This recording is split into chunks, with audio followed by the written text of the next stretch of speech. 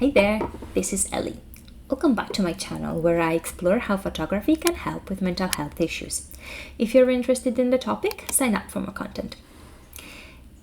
So let's talk about travel and how it's not a thing anymore. These days, going on holiday to explore new places or simply going back home to see your family is not as simple. There might be travel restrictions in place, either where you live or where you would like to go to, that prevent you from leaving. And even if it's not the case, traveling in general and moving across countries or even within the same country is just highly discouraged for obvious reasons. So we all ended up with a lot of time in our hands, and that could be very well spent by planning the next trip once things go back to normal, and I like to think that they will get back to normal eventually. So in today's video I would like to show you what I do when I plan for a photography trip.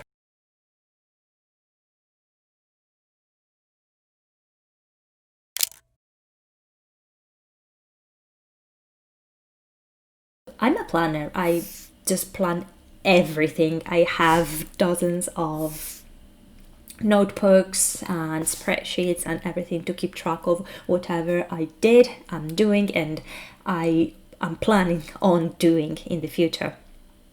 And traveling makes no exception to that. Before leaving for a new place, or even if I have to go and visit some place that I've already been, I would always plan the itinerary day by day to make sure that I'm taking advantage fully of the opportunity of being there. Especially if I'm traveling with the purpose of photography in mind. I want to make sure that I'm ticking all the boxes, that everything that I want to take a picture of is going to be included in the itinerary. I see planning for a trip as different pieces of a puzzle, and you just have to build them together in a way that makes sense. Let's get into it, and let's start from the first phase that, you guessed it, is research. The research phase is divided into two buckets.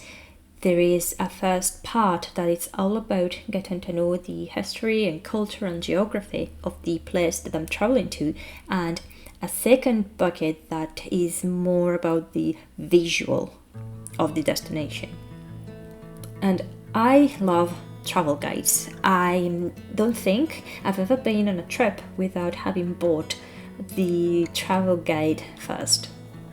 I don't know, I'm finding so fascinating this whole idea of having a book in your hands, of holding a book in your hands and turning the pages and reading through it and underlining and taking notes on the margins about what you want to see, or if you hear something more from a different source, and then you take the book with you when you're traveling, and it becomes an object so rich of memories and experience.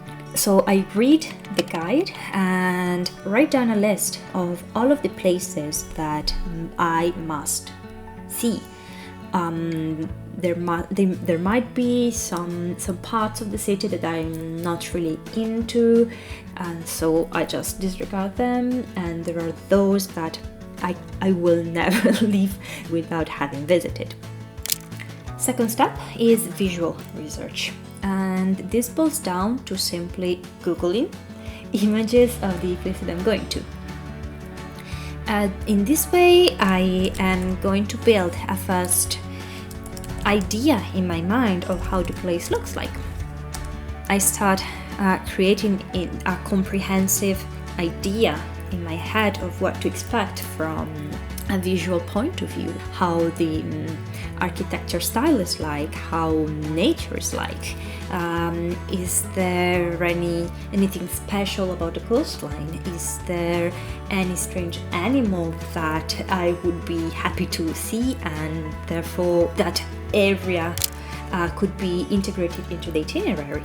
And once you Google the name of a country, you have so many scattered images that you can't really make sense of.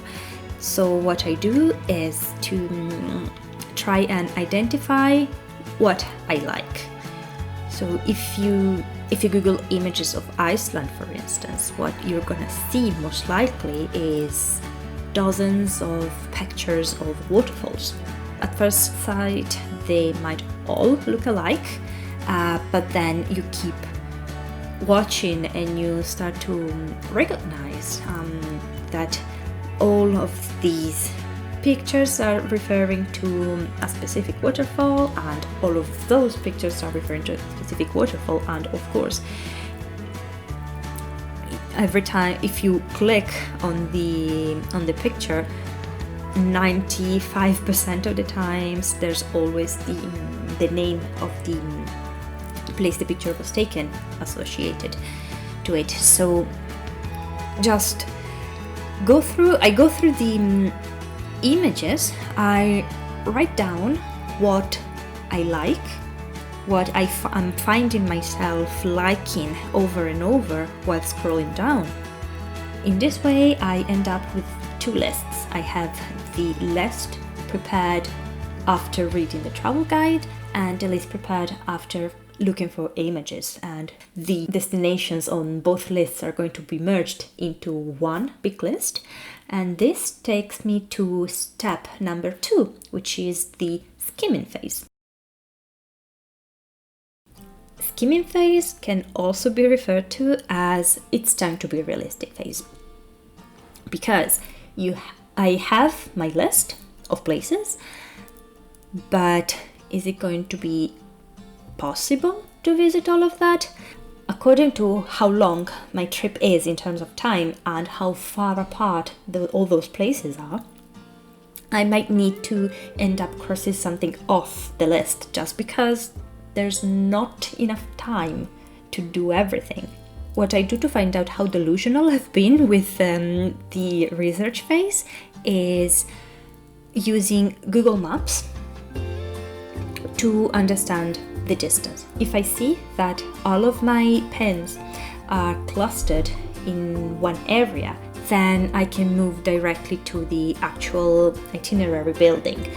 But if I realize that there are a couple of pins far away from everything else on the other side of the country, then I would question whether it's worth visiting those places, simply because if I have to waste one day just to drive there and get back to the main area that I want to visit, I want to be 100% sure that it's worth it, that what I will see is just worth the whole trip to the country itself.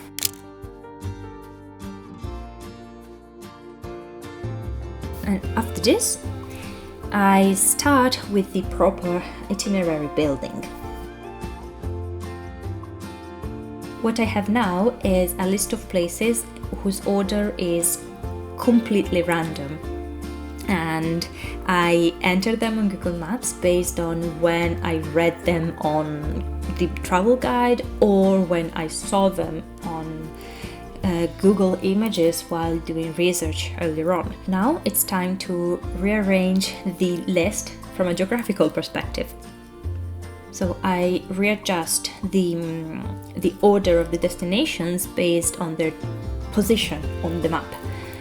And I'm trying to create an itinerary that makes sense, so that I'm not moving randomly south to north to south again and then east. In this way, I'm going to optimize the kilometers as much as possible, and as a consequence also how much time I have available in each place. After that, I check the actual distance that separates point A and point B. And now it's the time to decide whether I want to go for car rental or for public transportation. It really depends on the country, but not only, it also depends on what I'm going to visit. In every country, you can more or less rely on public transport. However, If you're planning on going off the beaten path a lot and in your itinerary are included a lot of remote areas, or you're planning on going hiking a lot, it's going to be very inconvenient to always wait for the bus to come, not to mention you're gonna waste so much time. And this is how I decide, this is my rule of thumb. If I'm just going to be moving from one village to the other and there is a bus or a train that allows me to move quite easily, then that's a no-brainer, I would go for that.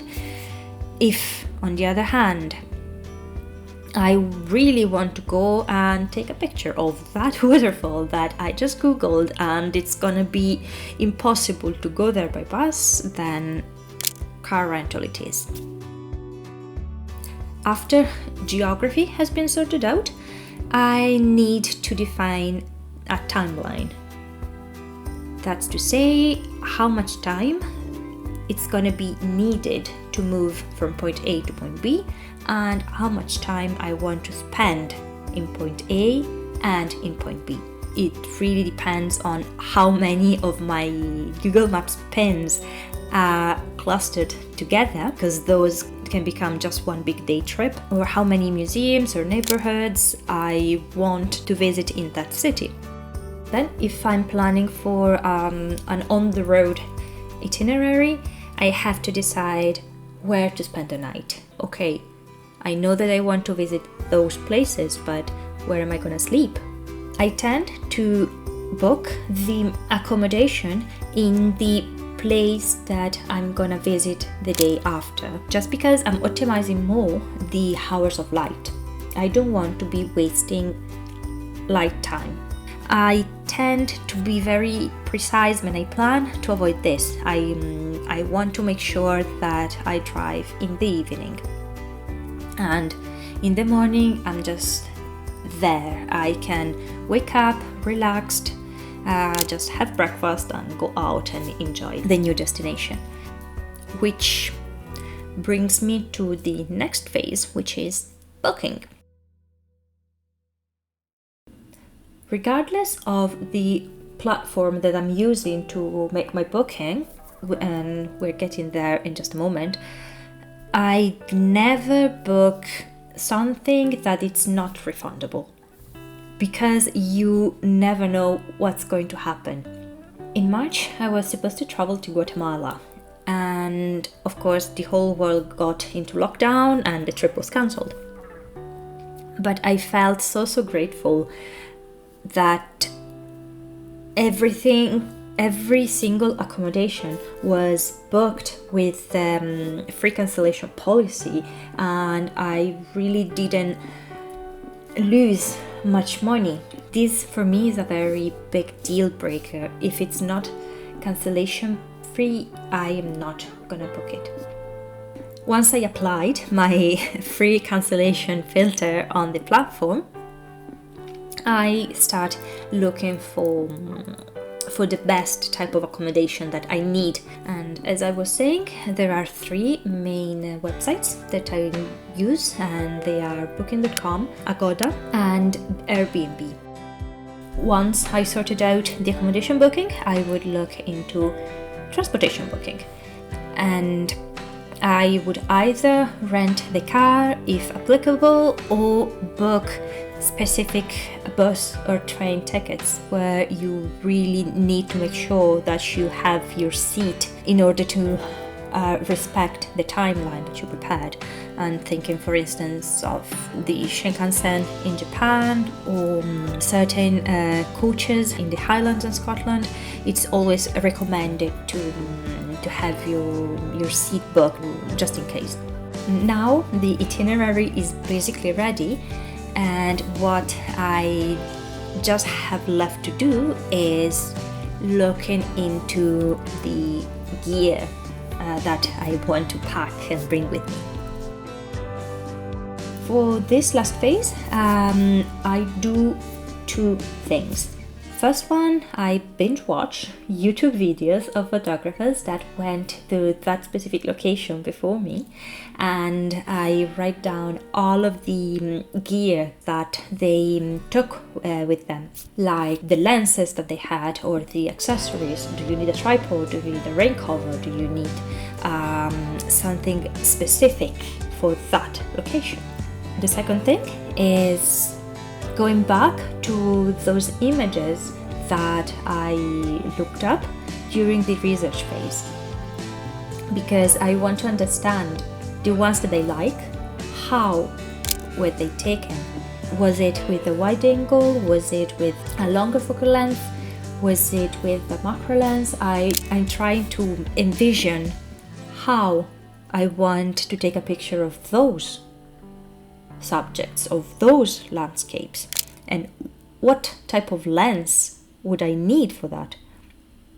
Thank you so much for watching. Hope you enjoyed and found this video informative, and hope to see you in the next one.